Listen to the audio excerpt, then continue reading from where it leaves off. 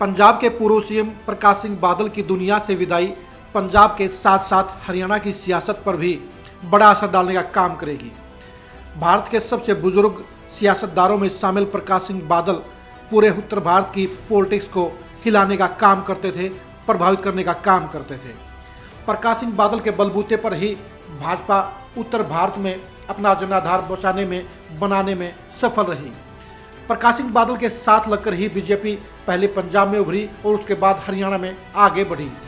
प्रकाश सिंह बादल का इस तरह से जाना, जहां खुद बादल परिवार के लिए बड़ा व्यक्तिगत झटका है, बड़ा नुकसान है, वहीं हरियाणा की सियासत में भी इसके बड़े असर देखने को मिलेंगे।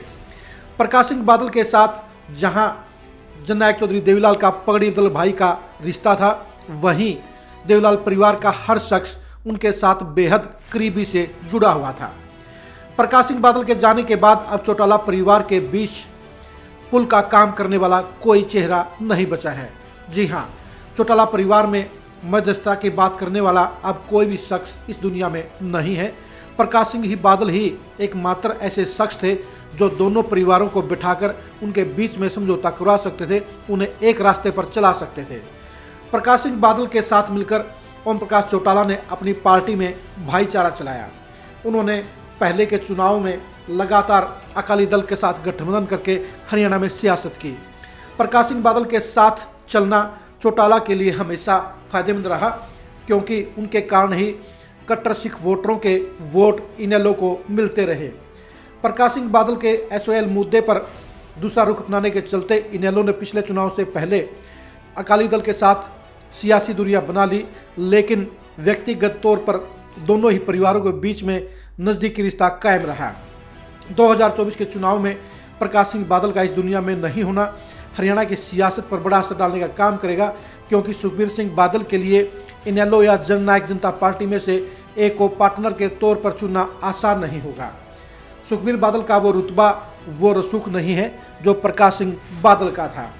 सुखबीर बादल के लिए जहां पंजाब में अपनी पार्टी को दोबारा से सत्ता की दावेदार बनाना बेहद बड़ी चुनौती होगी, वहीं हरियाणा में इनेलो और जननायक जनता पार्टी में से एक के साथ गठबंधन करना भी एक बड़ा सिरदर्द साबित होगा, क्योंकि सुखबीर सिंह बादल ये तय नहीं कर पाएंगे कि वे ओम प्रकाश चौटाला की इनेलो के साथ सियासी दोस्ताना फिर से कायम करें या दुष्यंत चौटाला और अजय सिंह चौटाला की जेजेपी के साथ भविष्य की सियासत मिलकर चलाएं। प्रकाश सिंह बादल का हरियाणा की सियासत में बेशक बड़ा लंबा चौड़ा असर नहीं था, लेकिन पंजाब के साथ लगते सभी जिलों में सिख वोटरों पर उनकी पार्टी का अच्छा और निर्णायक प्रभाव रहा है। इसी वोट बैंक को हासिल करने के लिए पहले चौधरी देवीलाल और उसके बाद ओम प्रकाश चौटाला ने लगातार प्रकाश सिंह बादल की पार्टी के साथ आपस में गठबंधन का रिश्ता कायम रखा। 2024 के चुनाव में प्रकाश सिंह बादल से प्रभावित वोटरों का रुख भी हरियाणा की पॉलिटिक्स में बड़ा प्रभाव डालने का काम करेगा, क्योंकि बेहद कांटे की लड़ाई में 2-4% वोटों का फर्क ही सत्ता में इधर या उधर का फैसला कर सकता है। प्रकाश सिंह बादल के जाने के बाद अब हरियाणा में अकाली दल के लिए अपना प्रभाव बचाए रखना भी आसान नहीं होगा, क्योंकि एसजीपीसी के मामले में भी पहले ही सिख वोटर दो धड़ों में बढ़ चुके हैं। अब सुखबीर बादल के लिए अपने पिता के समर्थक वोटरों को साथ लामबंद करना भी बड़ी चुनौती होगा। अब देखने की बात यही है कि प्रकाश सिंह बादल के जाने के बाद अब सुखबीर बादल अपनी पार्टी को हरियाणा में किस तरह से एक प्रभावशाली पार्टी बनाए रखते हैं, एक बड़ी सियासी ताकत बनाए रखते हैं, और किस तरह से चौटाला परिवार की एक पार्टी के साथ मिलकर भविष्य की पॉलिटिक्स कर पाते हैं।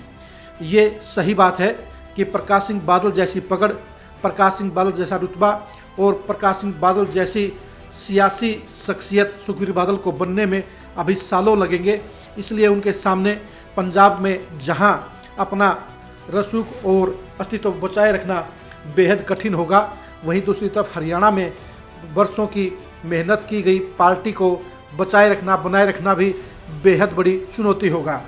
अब देखने की बात यह है कि हरियाणा में प्रकाश सिंह बादल के वर्षों के प्रभाव और रसूख को सुखबीर बादल कैसे कायम रखते हैं और हरियाणा में कौन सी पार्टी के साथ मिलकर 2024 का चुनाव लड़ते हैं। प्रकाश सिंह बादल का जाना जहां ओम प्रकाश चौटाला को खलेगा, वहीं दूसरी तरफ दुष्यंत चौटाला के लिए भी भविष्य की पॉलिटिक्स में एक रिक्त स्थान पैदा हो गया है, जिसकी भरपाई करना आसान नहीं होगा, क्योंकि दुष्यंत चौटाला भी अकाली दल के साथ मिलकर भविष्य की पॉलिटिक्स में बड़ा काम करने की इच्छा रखते हैं। ऐसे में सुखबीर बादल के साथ उन्हें ट्यूनिंग बनानी होगी और उसके बाद ही दोनों पार्टियों का लंबा सिलसिला साथ मिलकर संभव हो पाएगा। प्रकाश सिंह बादल की विचारधारा और देवीलाल की विचारधारा दोनों ही किसानों की विचारधारा थी।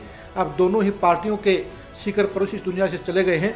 ऐसे में बादल परिवार और चौटाला परिवार की पार्टियों का पंजाब और हरियाणा में भविष्य का सियासी रिश्ता और रास्ता दोनों ही सवालों के घेरे में होंगे, दोनों के ऊपर ही सबकी निगाह होगी। अब देखने की बात यही है कि दोनों परिवार 2024 की पॉलिटिक्स में क्या साथ मिलकर चलेंगे या अलग अलग रास्ता अपनाने का काम करेंगे।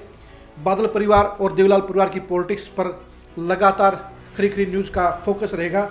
इन दोनों ही परिवारों से जुड़ी खबरों के लिए आप लगातार खरी खरी न्यूज़ के साथ जुड़े रहिए। नमस्कार।